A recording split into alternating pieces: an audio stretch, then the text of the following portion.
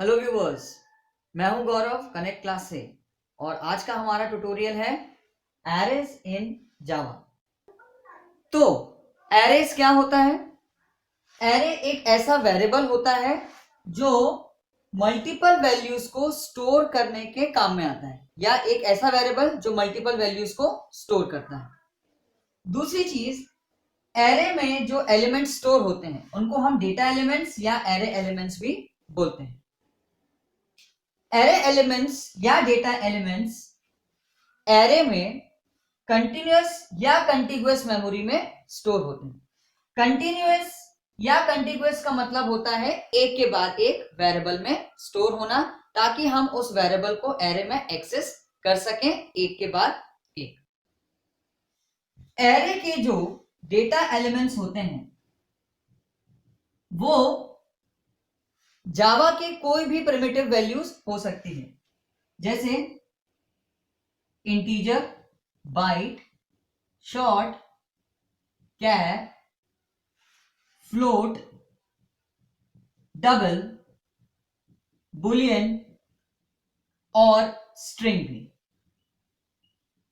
आप इन सभी वैल्यूज की एरे को डिजाइन कर सकते हैं, यानी कि इन सारी वैल्यूज को आप एरे पर स्टोर कर सकते हैं।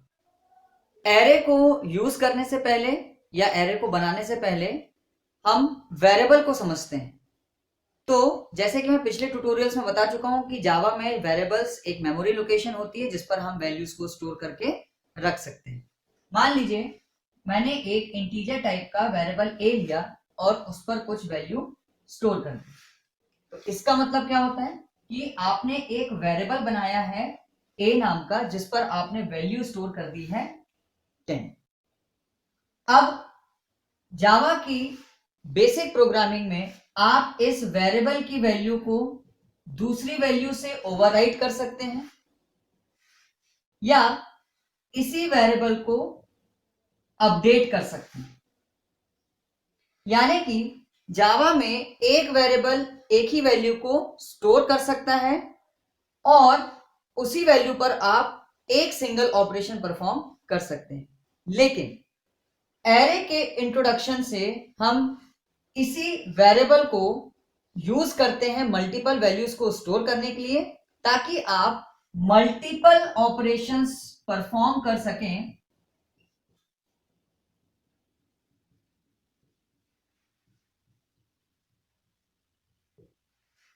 मल्टीपल वैल्यूज पर।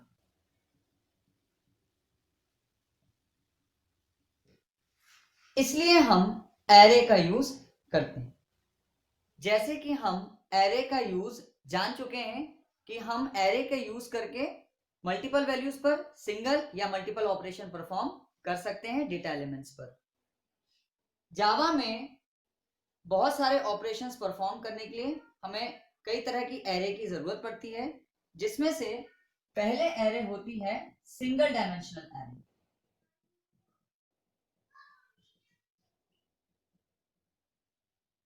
इसी को हम 1D एरे भी बोलते हैं।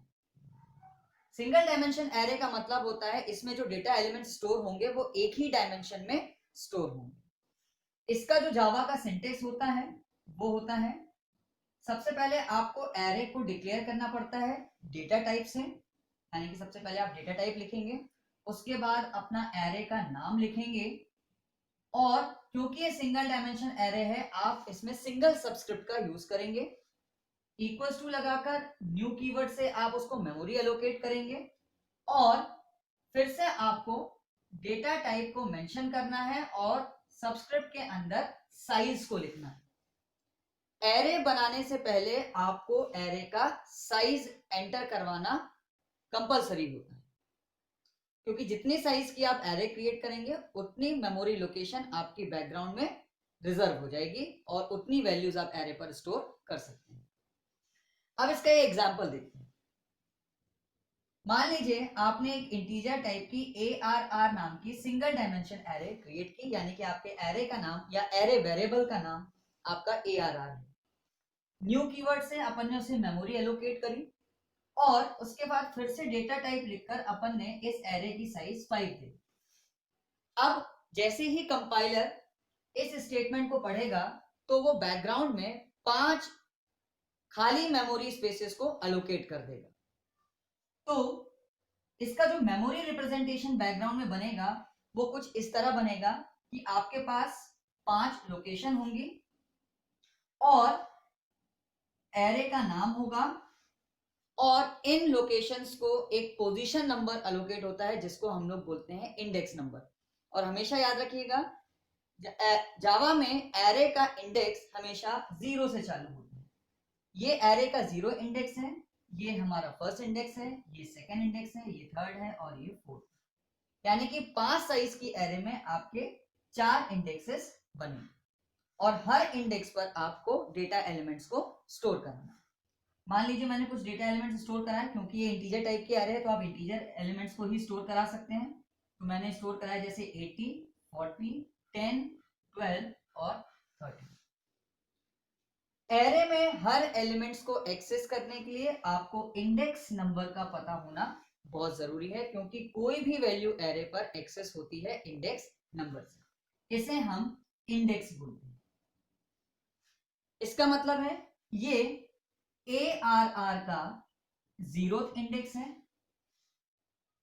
ये ARR का फर्स्ट इंडेक्स है, ये ARR का सेकंड इंडेक्स है और ये ARR का थर्ड इंडेक्स है, ये ARR का फोर्थ इंडेक्स है। अगर मैं आपसे पूछूं कि जो 12 है वो कौन से इंडेक्स पर है, तो आपको एरे के नाम के साथ सबस्क्रिप्ट लिखना है जावा प्रोग्रामिंग में, तो वो आपको उस एरे के पर्टिकुलर इंडेक्स की वैल्यू को रिटर्न करके दे देगा।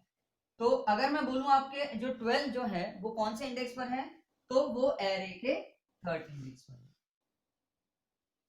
तो इस तरह से हम एरे में एलिमेंट्स को एंटर कर सकते हैं और जब एलिमेंट्स स्टोर हो जाते हैं या डेटा एलिमेंट स्टोर हो जाते हैं तो वो एक सीक्वेंशियल मैनर में सिंगल डायमेंशन एरे में कंटिन्यूअस मेमोरी लोकेशन में वो स्टोर हो जाते हैं।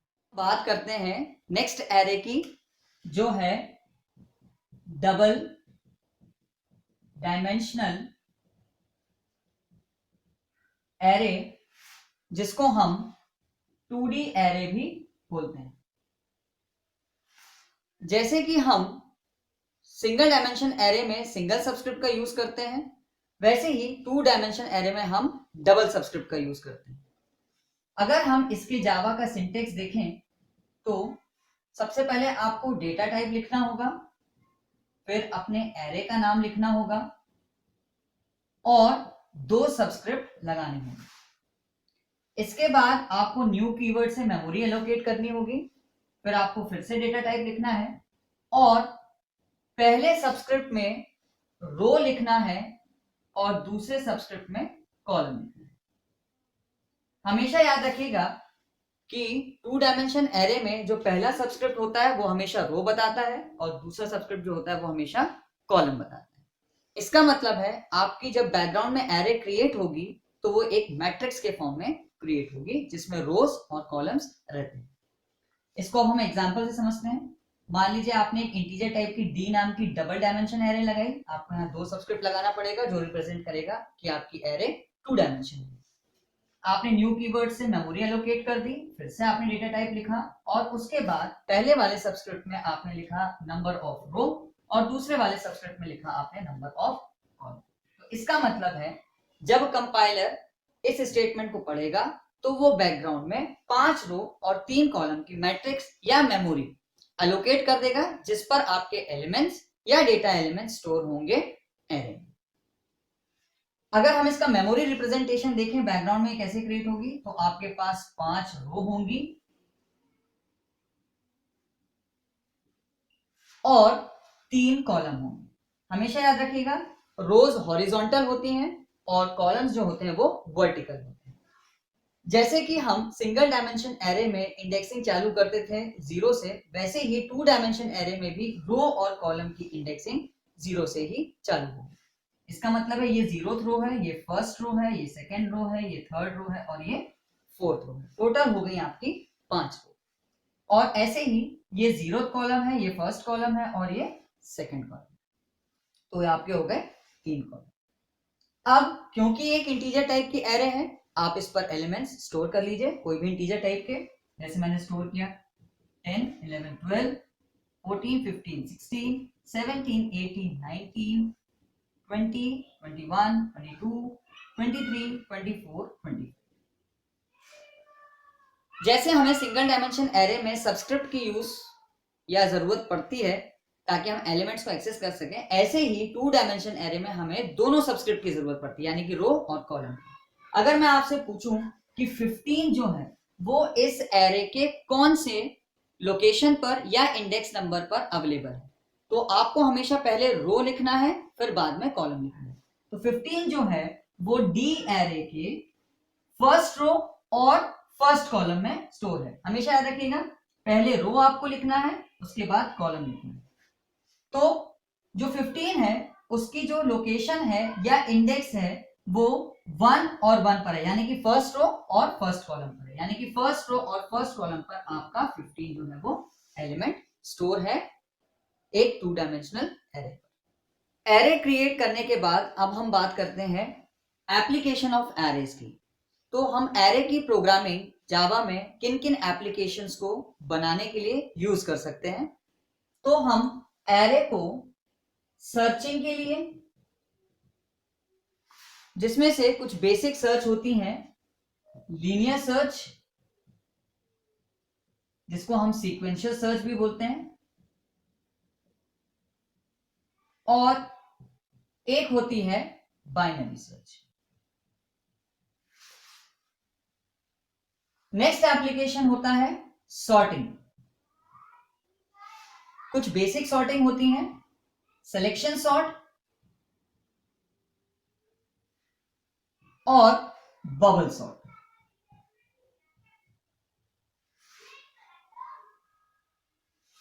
नेक्स्ट एप्लीकेशन होता है इंसर्शन। नेक्स्ट एप्लीकेशन होता है डिलीशन, और एक और एप्लीकेशन होता है मर्जिंग। तो ये एरे के कुछ एप्लीकेशंस हैं जिस पर आप एरे का प्रोग्रामिंग का यूज करके इन एप्लीकेशंस को डिजाइन कर सकते हैं। जैसे कि हम जावा में वेरिएबल्स को इनिशियलाइज कर सकते हैं प्रोग्राम में, वैसे ही हम एरे का भी इनिशियलाइजेशन कर सकते हैं। अगर मुझे सिंगल डायमेंशन एरे या 1 डायमेंशन को एरे को इनिशियलाइज करना है तो हम कैसे करेंगे। मान लीजिए आपने एक एरे क्रिएट करी, तो आपको एलिमेंट स्टोर करने के लिए यहां पर कर्ली ब्रेसेस का यूज करना पड़ेगा और अपने एलिमेंट्स को स्टोर करना पड़ेगा। तो इस तरह से आप सिंगल डायमेंशन एरे को इनिशियलाइज कर सकते हैं। क्योंकि सिंगल डायमेंशन एरे है, अगर आप इस तरह से इनिशियलाइज करेंगे तो इसका मतलब है ये जो 45 है ये 0 इंडेक्स पर है इस एरे के, ये फर्स्ट इंडेक्स पर है, ये सेकंड इंडेक्स पर है और ये थर्ड इंडेक्स पर है।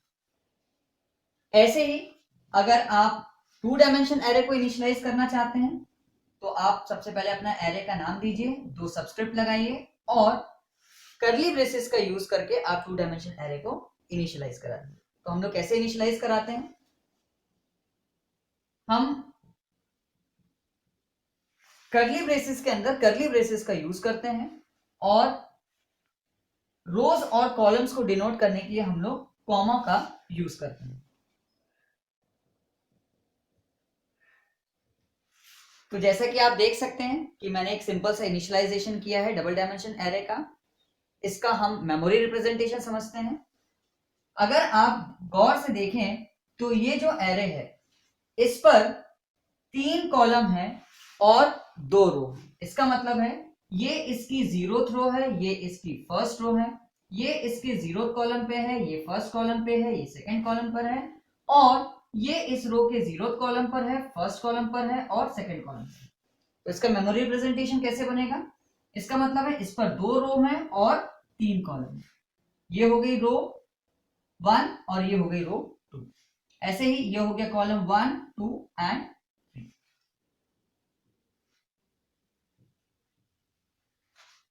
तो ये इसका मेमोरी रिप्रेजेंटेशन है। तो इस तरह से आप सिंगल डायमेंशन एरे को और डबल डायमेंशन एरे को कर्ली ब्रेसेस की मदद से इनिशियलाइज कर सकते। सो ये था मेरा ट्यूटोरियल एरेस पर। ऐसे ही एरे के और ट्यूटोरियल्स के बारे में जानने के लिए आप मेरे चैनल को लाइक कीजिए और सब्सक्राइब कीजिए।